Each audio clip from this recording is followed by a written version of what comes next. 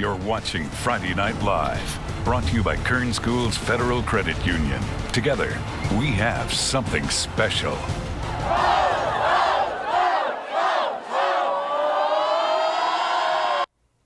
We got to do it. We got to do it, Matt. Come on, join them. Join the Ridgeview. Yeah, woo! We're excited and welcome into Friday Night Live for Week 2. I'm Carrie Osep alongside Matt Lively. And Week 2 did not disappoint, feeling a little like postseason football with our game of the week. No, it didn't. It was a good game. The Liberty Patriots on the road taking on the Ridgeview Wolfpack, with both teams coming off blowout wins. Yeah, so let's get to the action from these two powerhouse programs. For our game of the week, it's Liberty at Ridgeview. Rich Cornford looking to roll off momentum from last week's win. A little helmet action there, looking good for the Wolfpack. But we're starting it off with the Patriots. Ramon Henderson, the young quarterback, throws it deep. First touch of the game hits Ramon Henderson in stride. That was Hayden Mann to Henderson. 86-yard touchdown, 7-0 Liberty. Things were looking good for the Pats. Ridgeview, though, still cheering out there. But late in the first quarter, this time it's going to be Mann who finds Dylan Tooker. He's listed on the roster as a linebacker, but he's got hands. Good for 6 more here. It's 14-0 lead for the Patriots. Brian Nixon happy with his quarterback, Hayden Mann. A light battle was going on both sides of the field as well. But the Wolfpack, they get on the board with a touchdown, but Liberty goes into half 21-7 lead. But here they're battling back, get that fumble recovery, but they're unable to get points from that. Ridgeview keeps battling, but Liberty D hangs on to win this one 21-13. But of course, Matt, we got plenty of more games to get to. Obviously, Liberty and Ridgeview set us up, but another new head coach this season alongside Cornford is BHS's Michael Stewart, who wasn't able to get a win in the season opener last week, but looking to turn the tide with a game in the county this week. Yeah, and the Drillers, they headed to the mountains in what I think is the most scenic field in the county, Tehachapi. So let's take a look at the highlights. In the first quarter, Driller QB Ricky Eastwood Jr. See him there. There's Michael Stewart, actually. So there's Ricky Eastwood Jr. He completes the pass to Wesley Wilson for a touchdown, putting the Drillers up 7-0 early in the half. Eluding defenders, speeded up all the way down the sideline. Look at that skyline, though. Yeah, I love it. But the Warriors would strike back in the second quarter. Warriors QB Max Meza makes a long throw to Trent Adams. And look at this. How many defenders did he just beat? He's going to take it all the way to the house, speed it up yet again. Tehachapi fans obviously are going to be fired up just like the players. Look at these guys here. Yeah, literally, they're fired up. You can hear them yelling it. But the Drillers will come out on top tonight. 49-20 is your final score. Moving on now to Bakersfield Christian in Visalia, taking on Central Valley Christian. Former Bulldog legend David Carr, of course, runs the office for the Eagles. But Dominic Gamboni to number 11, Tyler Carr. Yes, that is David Carr's son, also new this team, the nephew of Derek. He's a wideout. Jess Wattenbarger, though, is going to have a nice run later that sets up Gamboni to Chris Gutierrez. The Eagles, they just look loaded. They looked loaded in week 1 against Garces. They look loaded in week 2. They win it 36-0. Well, the Centennial Golden Hawks facing Arroyo Grande on the road also following a win under new head coach Richard Sterrett. Max Ritchie is the quarterback for the Jayhawks. He hands off to number 15, who takes it to the number 3 yard line, and then it's Ritchie who finishes it up 2 plays later with that quarterback sneak. Looking good there. Jayhawks lead 7-0, and then to the fourth quarter we go. Fimple, he has a shot at redemption here. He dropped a ball earlier in the game, but this time he hauls it in for 6 more points on the board. Despite a great effort on the road, the Jayhawks would fall 28-14. Let's take it to Garces. The Rams took on the St. Joe's Knights from Santa Maria. Paul Gola looking for his first win at Garces Memoria.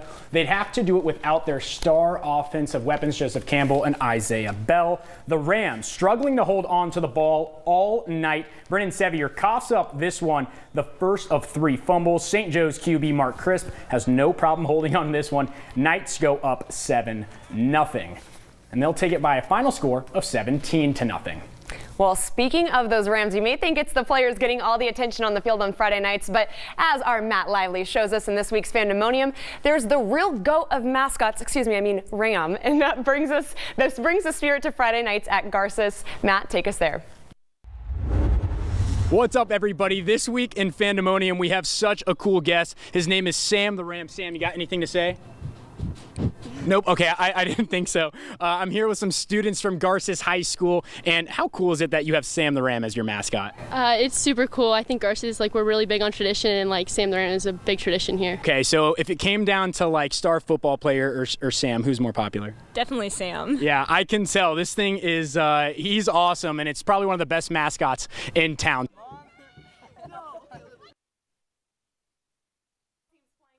As well tonight, Independence playing against Selma this evening. The Falcons falling 35-0, and the Frontier Titans hosted Paso Robles today. They won 20-10. We still, though, have plenty of action. No Sam the Ram. Why didn't you bring him in, Matt? I wish I could have. I don't think he would have gotten through the door. Those horns. I know, guys. We'll plan for next week, but we still have plenty of games to get to, including a battle between East and West and the Stockdale Mustangs on the road. You got to stick around for Friday Night Live. We will be right back.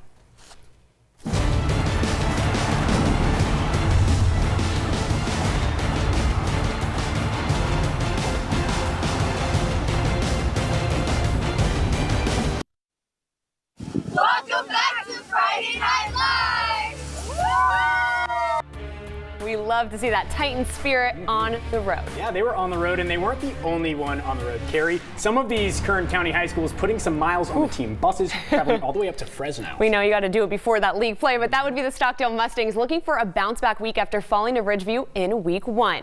A packed house at La Monica Stadium in Clovis. Stockdale would get things started with the nice pickup with Jack Kaiser to Nathaniel Crum. Beautiful pass, beautifully shot. This is going to be fourth down, or take us to fourth down, though, and it's a fake direct snap to Michael Galbadon. Picks up the first down, and then the very next play, it's going to be the quarterback, Kaiser, finding his guy, Jeremiah Gradowitz, for the touchdown. This would tie the game right on up at 7, breaking the tackles to get there into the end zone. Number 3, we see you. But Clovis, too much in this behind their 2 quarterback attack. Stockdale falls 41-15. West traveled east to play, yeah, you guessed it right, East Bakersfield. The Blades grabbed a walk-off win via a last-second field goal in Week 1. This was a defensive battle early on. To the second quarter, the Blades hand off to number 12 Vikings big man LJ, taking him down the backfield. He is hungry. But East would score first. Blades QB hits number 3 across the center. He takes it to the house for the touchdown. The Vikings would respond. Danny Zaniga with the jump pass to Caden Dearmore for the score. The Vikings get the win 26, Blades 23. Now we turn our attention to Golden Valley versus North. First quarter, no score in this one, but then Alex Tejeda takes the toss and makes it to the end zone for a North High touchdown. Norton Brown's happy about that one. And later in the first, quarterback Titus Lease pitches to Brian Dean, who will take it 25 yards for another Star High touchdown. Cheerleaders are excited about this one. And then we got Wild Trevon Lenore, big name and a big play. Lenore gets the interception here for the Stars. North just looking good tonight. They take this one 38-14. Stars bouncing back. We love to see that, right? Norm Brown, we love his excitement. We're trying to bring you that excitement tonight. Well, the South Sequoia League is looking to produce another Valley title. And you don't want to sleep on the Scots. Last year's league champ Shafter Generals had a tough matchup tonight. The Shafter Marching Band, they're showing off their new uniforms at home. Give the band some love. We picked things up in the first quarter with Highland in possession of the ball. AJ Cleveland passes it to Nick Salas, who takes it 25 yards. Cleveland searches for Salas again and throws this one deep into the end zone, but just misses it by his fingertips. Now we turn it over. Shafter has the ball. Tyson Dozier throws it to Chris Lindsay, who charges his way through not 1, not 2, Look at those not hands. 3, but 4 Scott, setting Shafter up for a field goal attempt. However, it wasn't enough as Highland goes on to win 22-17. Well, if we're mentioning South Sequoia League, we got to talk about those Kennedy Thunderbirds rumbling into Miramonte tonight after a big win last week. Kennedy at Miramonte, second quarter here. Kennedy quarterback Jose Cota passes to Ricardo Solario, who takes this about 35 yards for the TD. Things looking good. Then in the third quarter, Kennedy still with momentum. Steven Lucas fakes the handoff and eventually shuttles the pass to Loretto Beltran. He takes it all the way to the end zone. The final score in this one, T-Birds win it big time, 62-0. The Trojans taking on the Bears like ancient times at the Coliseum. The question, would Foothill get their first win in 2 seasons. To the second half, tied 6-6, and the Bears driving. Running back Gil Medina punches it in for the touchdown. Arvin takes the lead 13-6 with the Trojans respond. To the fourth, under 5 to go, 4th and goal. Trojans QB Ricardo Torres hands it off to the back, number 24, punches it in, and the Trojans would go for 2. It's number 24 again. He won't be denied even with a teammate hanging on his back. The Trojans finally get their first win in 2 seasons, 14-13 over Arvin. Go crazy, Foothill. Big time win there. Well, Delano versus South. The Rebels getting pumped up doing the haka as usual. First quarter, South quarterback pitches to Daniel Lomax for the short run, getting them on the board first. It's 7-0. The South High Rebel Regiment thought that was totally tubular. Later in the first, Tigers quarterback Aaron Chavez makes a pass, which is picked up by King Ellis, who takes it all the way to the end zone. That will bring the score 14-7 Rebels. South would go on to win this one 21-7. Of course, Matt, though, we still got the best of the best coming up next. The top 3 on 23. When we return, stick around. We will see you right after the break.